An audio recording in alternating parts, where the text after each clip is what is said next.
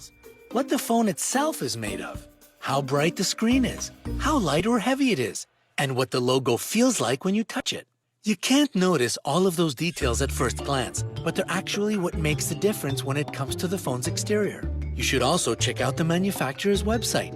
If it says the phone you want to buy has a metal case and a glass screen, a plastic phone you might find at a smaller shop is most definitely fake.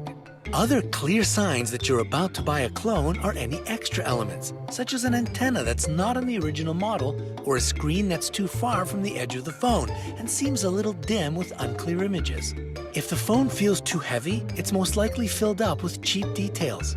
A fabricated phone, unlike the real thing, can also have a raised logo that you can clearly feel when you run your finger over it. An original logo and brand name will be smooth because they aren't printed on the phone or stuck to it. Finally, no matter how much you want to stand out in the crowd, don't fall for a phone in a color you've never seen before. Again, check the manufacturer's website to see if that model really exists in purple before buying a phone that's most definitely a counterfeit.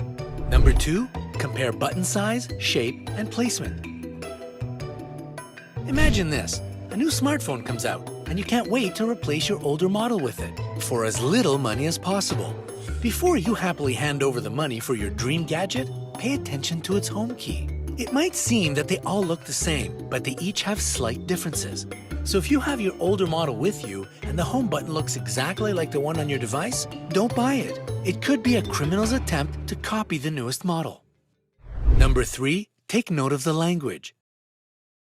Carefully read every item on the home screen. Fake phones often have weird commands such as screen to unlock swipe, using lowercase and capital letters where they don't belong.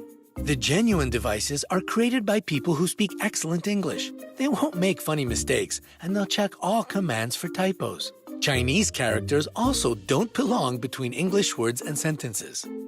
Number 4, check out the IMEI. You can tell if your future smartphone is an original by checking the IMEI. It's not the most reliable way because even checking the ID doesn't guarantee that you have an original device in front of you. With this method, you are checking the IMEI and not the phone itself, and professional counterfeiters can copy it from a genuine smartphone. On most phones, you can find the IMEI on a sticker on the back of the gadget. If it's not there, enter the service code *#06# in dialing mode. Then type it into the checkbox at imei.info. You'll be able to get the information on your phone. If the description doesn't match the model you're holding in your hands, then it's a fake. Number 5, try opening the App Store on an iPhone. Open the App Store on what's supposed to be an iPhone. If it takes you to Google Play instead, that's a clear sign the phone has Android instead of iOS as its software. Do you really think the Apple crew would pack their phones with Android features? Sounds highly unlikely, right? Installing iPhone-themed software design and Java App Store imitations is way cheaper, so criminals make use of it. Number 6, run a service code on a Samsung. You can try entering a special service code to see if that Samsung is indeed a Samsung. Click on the phone icon and dial *7353#. A menu should pop up, allowing you to check if certain functions are working. This code was initially missing from the Android OS. Samsung engineers added it to the system, and it's impossible for it to work on a counterfeit device.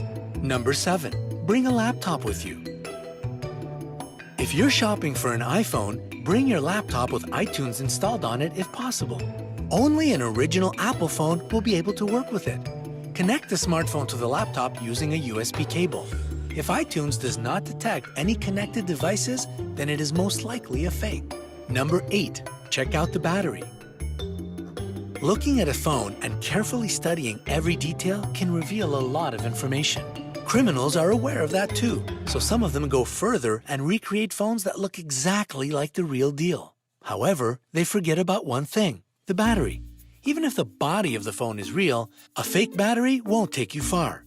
Plus, it still means the phone has been tampered with. Those friendly sellers on Craigslist might use up the power of their gadget to its maximum, install a fake battery, and try to sell it to you. Pay attention to the spelling of the brand name on the battery. A Samsung phone should have a Samsung battery, not a Sunsang. The battery should also have most of the information on it printed in the language of your current location. If you're in the US but can't read 90% of it because it's in Chinese characters, you most likely have a knockoff on your hands. Number 9. Test the